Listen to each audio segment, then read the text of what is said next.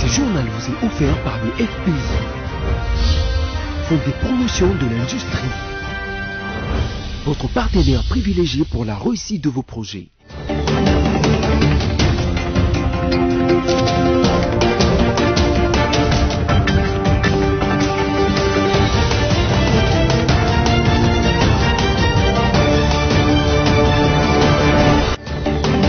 Bonsoir à tous et bienvenue dans ces journaux rétrospectives de la semaine. Tout de suite les sommaires. Au cours de cette semaine, la CENI a lancé le lundi 2 octobre 2023 la première série de la cascade des formations des agents électoraux pour les scrutins du 20 décembre prochain. Denis Kadima les a invités à plus de responsabilités, surtout à éviter toute forme de manipulation. Et puis 122 enfants sont morts dans 16 zones de santé sur le 24 que compte la province d'Equilou. Pour ce faire, plus de 654 enfants étaient touchés par cette maladie. Et plus de 110 personnes ont été tuées jeudi dans une attaque des drones contre une académie militaire en Syrie. À la suite de cette attaque, Damas a répliqué par des bombardements intensifs des zones rebelles.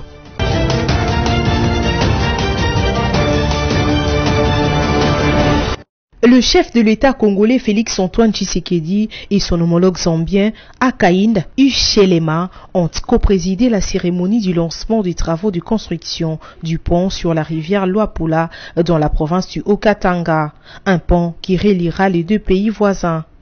Après le mot de bienvenue du gouverneur de la dite province, Jacques Kaboula, s'en est suivi des exposés de plusieurs personnalités qui ont pris part à cette cérémonie.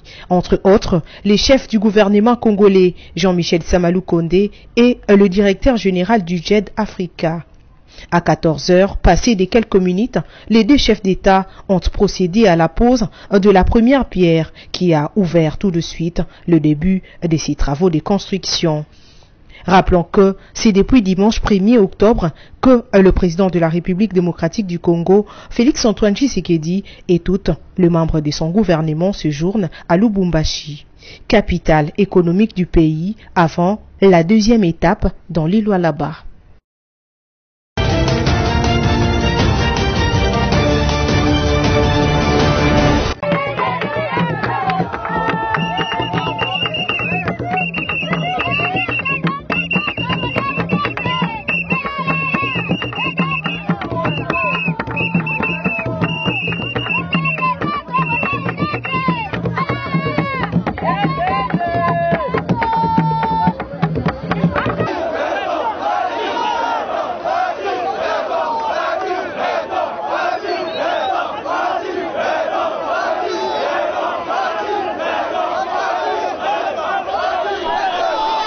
Aéroport international de Kolwezi, il est 17h44. Le Boeing Simo Kimbangu, à bord duquel voyage le président de la République et la distinguée première dame Denise Nyakeru Tshisekedi, s'immobilise sur le tarmac. Le chef de l'État est accueilli au pied de l'avion par Madame le gouverneur intérimaire de province Fifi Masuka Saini. Il salue les officiels civils et militaires, le vice-premier ministre et ministre venu de Kinshasa et plusieurs notabilités du Lualaba. À la sortie de l'aéroport, la population est en extase.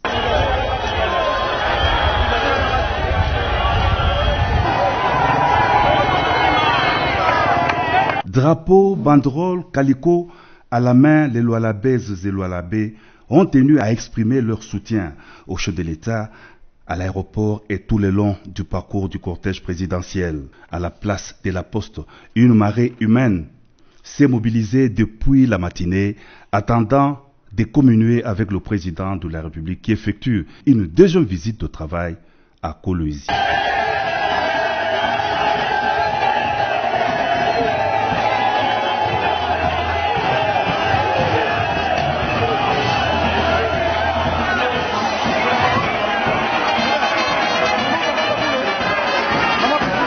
Le président de la République a donné une mention spéciale au gouverneur intérimaire pour le grand travaux des infrastructures de base à Kolwezi.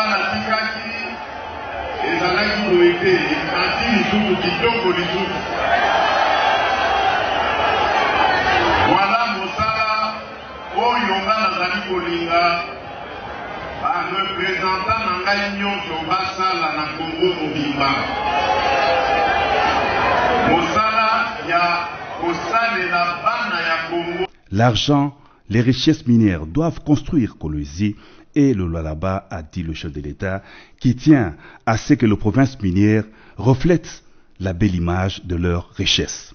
L'argent du Congo doit profiter à ses fils. Le cuivre, le cobalt qui regorge la province doivent servir au développement du Lualaba, a renchéri le président de la République. À la jeunesse, espoir de demain, le président de la République a recommandé l'unité et non la division tribale, politique ou religieuse. Par la division, on prête le flanc à l'ennemi qui agresse la RDC. Le cas dans la partie est du pays, a indiqué le chef de l'État, précisant que les forces armées de la RDC s'emploient à les chasser du territoire national. Mention spéciale également à la jeunesse qui a répondu massivement à son appel de servir la nation sous les drapeaux. 40 000 jeunes ont été enrôlés et suivent leur formation militaire, précision du chef de l'État. Je ne suis pas venu en campagne, je reviendrai plutôt au mois de novembre requérir vos voix, a souligné le président de la République qui effectue une visite d'itinérance à Kolwezi dans le Grand Katanga.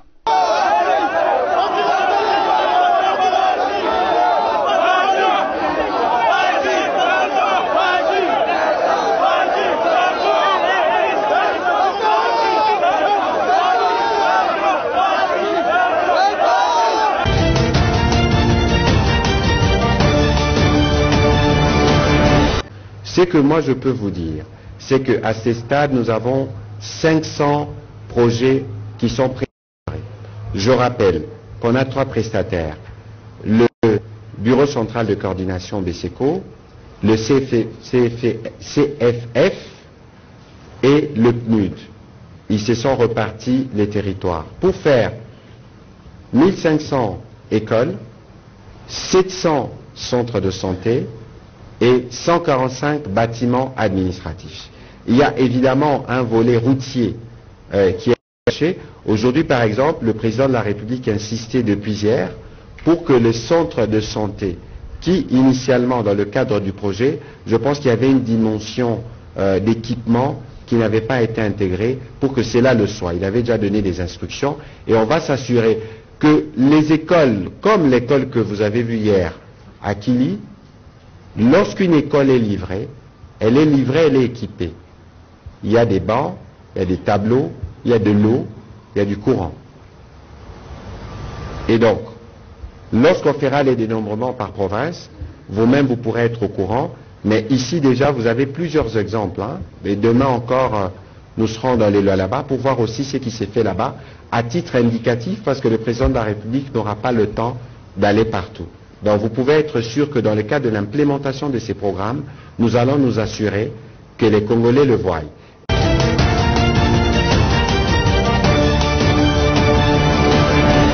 Comme prévu, le prix Nobel de la paix 2018, le docteur Denis Mukwege s'est adressé à la nation congolaise ce lundi 2 octobre dans la grande salle de la paroisse Fatima devant une foule venue de partout. De la blouse blanche à la politique, Denis Mukwege a mis en place un parti politique dénommé Alliance des Congolais pour la refondation de la nation, soucié de réparer la nation congolaise comme il est fait aux femmes victimes de viols dans l'est du pays. Denis Mukwege a déclaré devant les caméras du monde entier qu'il est candidat aux élections présidentielles de décembre 2023.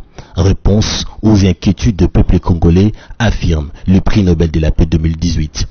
Je déclare que je suis prêt à réaliser ces projets, mais avec vous. J'accepte donc d'être votre candidat à la présidence de la République.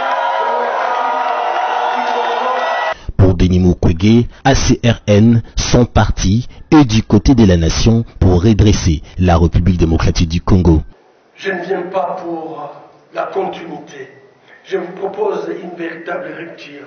Ensemble, travaillons pour arrêter les déclins en cours. Ensemble, cherchons, exprimons le meilleur pour qui se trouve en nous car nous savons que la grande majorité des Congolais aspirent à tourner les dos à l'absence d'éthique et de responsabilité au sommet de l'État.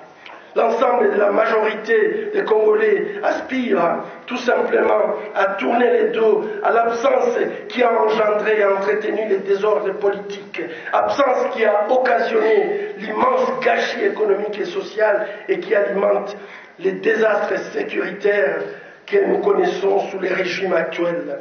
Le réparateur de femmes déposera sa candidature ce mardi 3 octobre à la Commission électorale nationale indépendante.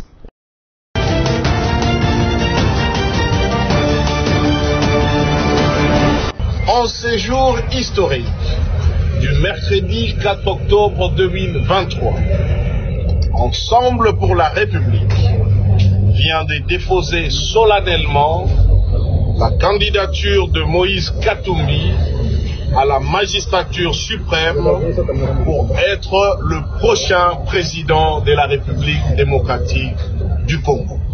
L'agenda de ces dépôts de candidatures s'inscrit fort malheureusement dans un contexte de deuil et de répression. Christ à Congo! Congo à Christ! Congo à Christ! Christ à Congo! Je voudrais dire ceci. C'est Dieu qui nous a mandatés de venir déposer notre candidature parce que c'est le temps de Dieu. Tout simplement. Nous n'avons aucune prétention. Nous avons obéi à la voix de Dieu. Dieu veut bénir cette nation parce que Dieu l'aime. Nous ne sommes pas là où nous ne sommes ni pour les uns ni pour les autres. Nous avons des églises où tout le monde est là-dedans, dans leurs différents partis politiques. Nous en sommes les pasteurs. Mais aujourd'hui, le Seigneur veut se lever au travers de l'Église et au travers de notre modeste personne. Nous ne sommes pas là à vouloir incriminer qui que ce soit, parce que chacun joue sa partition. Et pour accomplir toutes choses. J'ai fait comprendre à M. Katumbi que ces auditeurs à lui, ils n'ont pas fait du travail. Les auditeurs, alors, ils ont menti. Ils ont dit qu'ils ont reçu un signé. Alors, lui, il dit que non, ils n'ont pas dit. J'ai dit que je vais lui envoyer là où c'est écrit. Il dit envoie-le-moi. Dès que je rentre chez moi, je l'envoie, je vous envoie les journalistes pour vous dire, voilà ce que les auditeurs des candidats m'ont dit, ils sont des menteurs. Comment vous pouvez vous dire? Elle me dit d'un fichier de 49 millions de personnes en 5 jours. Et dans ces rapports de liste, nulle part ne mentionner les nombres justes d'électeurs. Qu'est-ce que c'est?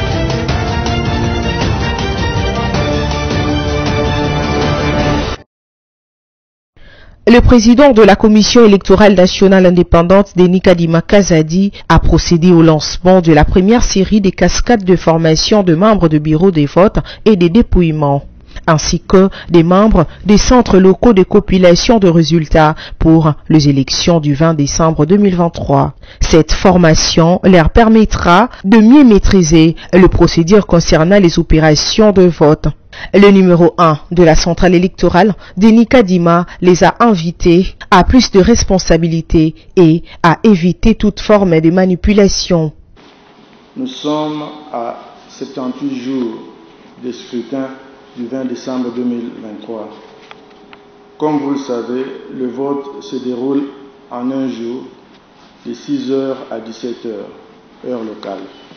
Le 20 décembre 2023, les électrices et électeurs vivant dans les chefs-lieux des provinces entreront une fois dans le bureau de vote, mais c'est pour voter 4 fois. Le candidat président, le candidat député national, le candidat député provincial et le candidat conseiller communal. Au regard de cette réalité, nous devons offrir le service de qualité que tous les électeurs attendent de nous.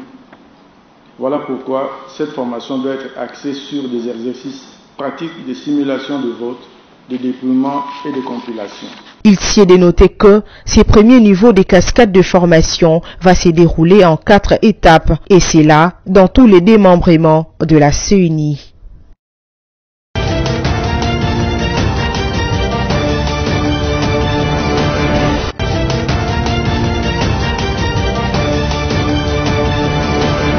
Dans un communiqué publié hier les après-midi, la Banque centrale du Congo BCC invite les utilisateurs de billets des francs congolais à s'abstenir de toute action des natures à dégrader, à salir, à mutiler ou à susciter d'un mépris à l'égard de la monnaie nationale. La première institution financière de la RDC rappelle également au public les devoirs des tout détenteurs de cette monnaie de préserver la qualité de billets car la mauvaise conservation est une source des problèmes de santé publique et engendre des coûts élevés des remplacements. Pourquoi la monnaie nationale n'a plus de valeur? Quelques qui nous ont interrogés réagissent. Moi je pense qu'il faut d'abord commencer la source. Il faut d'abord commencer la source, place babiyango et bimelara. Ou soit, ce qui est ça que la fabrication de billets na biso, la matière ou la selle yango, et des sengara que bongo et ou melate, baluki ko modifier la matière ya tant ba préparer ba billet. Vous imaginez que franc congolais soit kana Congo, ngai na kinda mbongo na Angola, na comme na limite bena kunda mbongo na c'est ça nga passe na mtema. OK, kwanza tolia ngo na Congo. C'est ça. Si on est le qui est pas ba faciliter mbongo biso parce que comme monnaie moko international muto za privilège à protéger ngo attention qui a za privilège vraiment protéger mbongo. Les francs congolais est l'un des attributs de la souveraineté et de la République démocratique du Congo. À ce titre, cette monnaie, symbole notamment de l'unité nationale, mérite respect et considération autant que les autres étendards de la souveraineté nationale. C'est le message de la Banque centrale du Congo.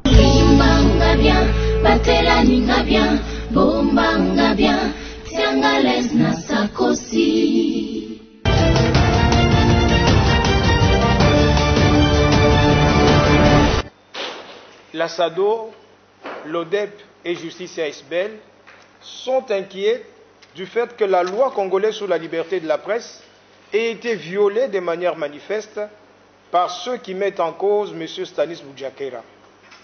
Les constats suivants sont troublants. Primo, les autorités congolaises ont violé l'article 104 de la loi sur la liberté de la presse qui organise le droit de réponse et de rectification. Pourquoi les autorités congolaises ont saisi directement la justice en lieu et place de faire usage de cet article qui organise le droit de réponse en matière de délit de presse? Conformément à l'article 112, la personne lésée ne peut saisir la justice que si le droit de réponse lui a été refusé. Les autorités judiciaires exigent que M. Stanis Boujakera divulgue sa source d'information en violation de l'article 96 de la loi sur la liberté de la presse qui interdit aux journalistes de divulguer ses sources. Eu égard aux éléments développés ci-dessus, la SADO, l'ODEP et Justicia estiment que M. Stanis Boujakera est en détention pour des raisons autres que celles liées à l'exercice de sa profession de journaliste, en ce sens qu'il n'a pas bénéficié de toutes les garanties de sa profession de journaliste,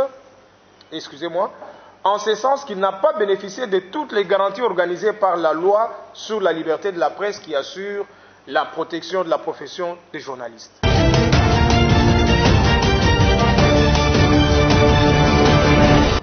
L'hôtel de ville de Kinshasa, représenté par ses avocats, a déposé une plainte au parquet général près la cour de cassation, une plainte visant le président de l'Assemblée provinciale de Kinshasa, Godempoy. Ces derniers lui reprochent de diffamation sur les régies financières de cette institution, lesquelles, selon lui, seraient remplies des fausses pièces comptables. À en croire le collectif des avocats de l'Hôtel des Villes, cette déclaration de Godin Poi, selon laquelle la ville de Kinshasa serait endettée à plus de 150 millions de dollars, vise à discréditer l'exécutif provincial auprès des banques. Pour rappel, Godin Poi a été destitué par la plénière de l'Assemblée provinciale de Kinshasa, une décision suspendue par la Cour d'appel de Kinshasa-Gombe, peu de temps après, et il a été remis à ses fonctions.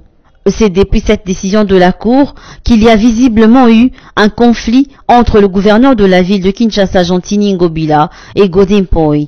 Ce conflit qui a entraîné également un autre entre le président de l'Assemblée provinciale de Kinshasa et quelques membres de son bureau, notamment Junior Nimbalimba, dont il accuse d'être derrière sa destitution. Pour l'hôtel de ville de Kinshasa, ces graves accusations mises à la place publique doivent être prouvées par l'auteur de ces allégations.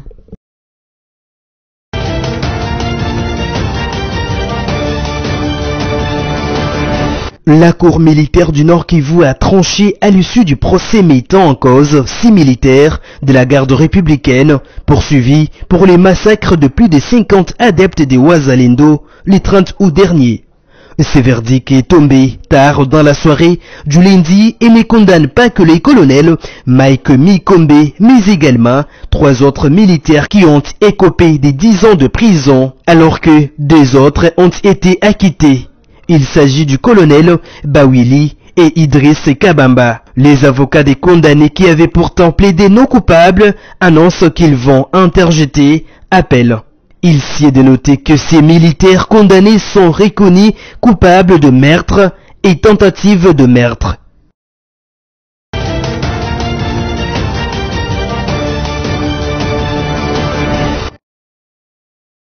Le décès de ces enfants de la province du Kwilu est provoqué à cause de la grève des infirmiers. Ce sont les enfants de moins de 5 ans qui sont les plus touchés selon l'alerte du programme élargi de vaccination et le nombre est évalué à 4551 contre 108 décès pour cette tranche d'âge. De toutes les zones de santé, Mokala est la plus touchée avec 796 cas, suivi de Bulungu avec 668 et Koshibanda avec 688 cas. Ce programme est reporté de janvier à juillet, un travail de routine mais rendu difficile par la grève des infirmiers et personnels administratifs de la santé alors que la campagne de vaccination a été lancée depuis le 25 septembre dernier. C'est plutôt la grève du personnel de santé non soignant qui constitue le principal obstacle, mis à part les questions logistiques, mais le gouvernement national et provincial ne croisent pas les bras pour négocier avec les syndicalistes. Une parcelle des négociations a déjà été amorcée, tel que l'a annoncé le Dr Steve Matoma,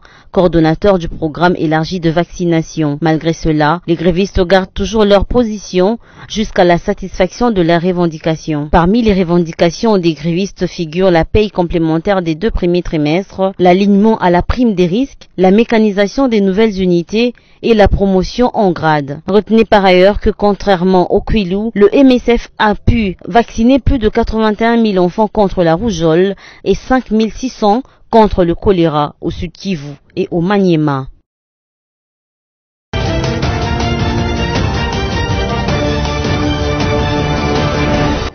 Il faudrait savoir cette question de la précocité du mariage. Ça peut être bien à l'extérieur, mais est-ce que c'est adapté à nos us et coutumes?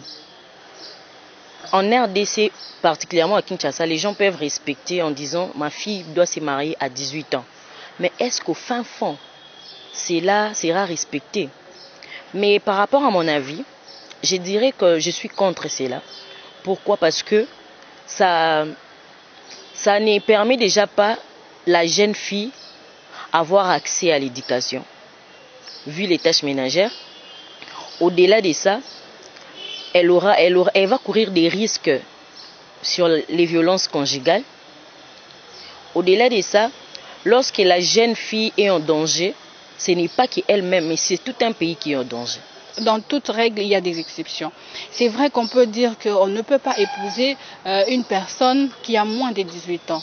Pensez-vous que toutes les personnes qui ont plus de 18 ans ont la capacité ou encore je dirais la capacité de pouvoir aussi gérer un mariage? Non, la loi cadre que je peux vous dire d'emblée, c'est la loi sur la protection de l'enfant. cette loi qui détermine l'âge de la minorité à moins de 18 ans et celle de la majorité à plus de 18 ans. Cela n'est qu'une conséquence pour dire que la précocité de l'âge du mariage, c'est moins de 18 ans. C'est comme ça que je relève. Pensez-vous que l'âge de 18 ans est un âge où tout le monde est capable d'aller au mariage? Ça, c'est ce qui est présupposé, mais dans le cas pratique, ne trouvons-nous pas des enfants de moins de 16, par exemple, ou 17 ans?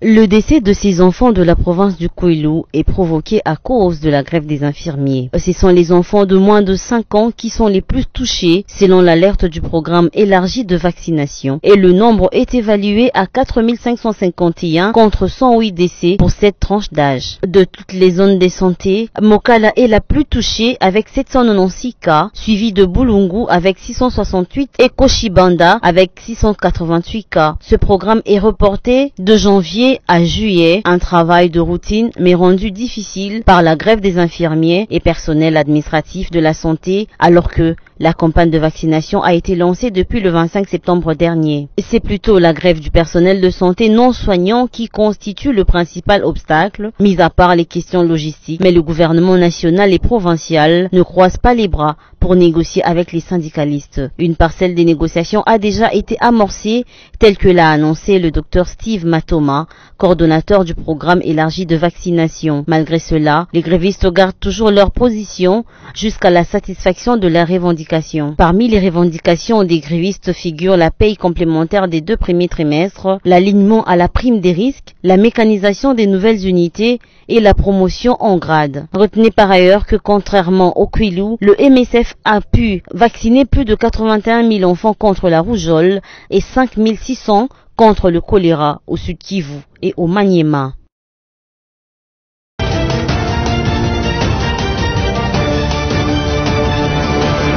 De bombardements ont été publiés par les forces de sécurité turques. Des bâtiments présentés comme des cibles kurdes détruits les uns après les autres. Les frappes ont visé notamment cette centrale électrique ou encore cette installation pétrolière à 30 km plus à l'est. Le site a été bombardé par un avion de guerre et nous sommes venus pour éteindre l'incendie, mais les soldats ne nous autorisent pas à le faire. Chaque fois que nous approchons, ils ouvrent le feu sur nous.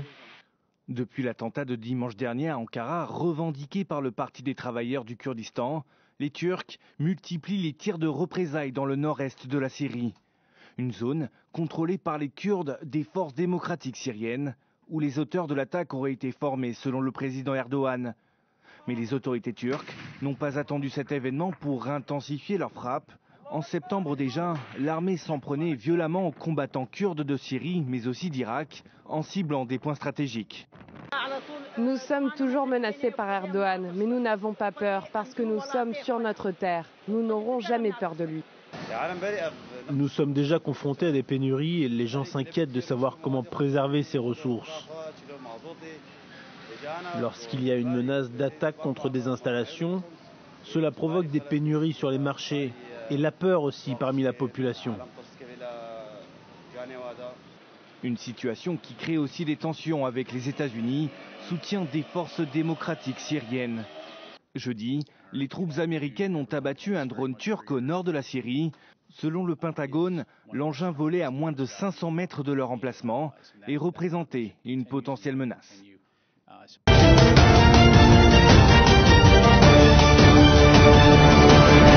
Les rappels des principaux titres.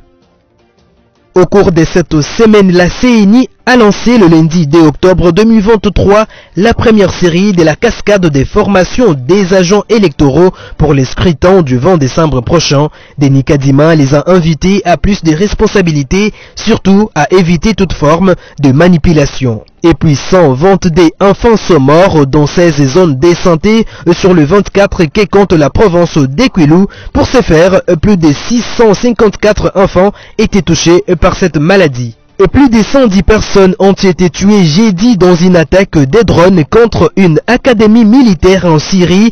À la suite de cette attaque, Damas a répliqué par des bombardements intensifs des zones rebelles. Ce journal est complètement terminé. Merci de votre réelle attention et bon week-end chez vous.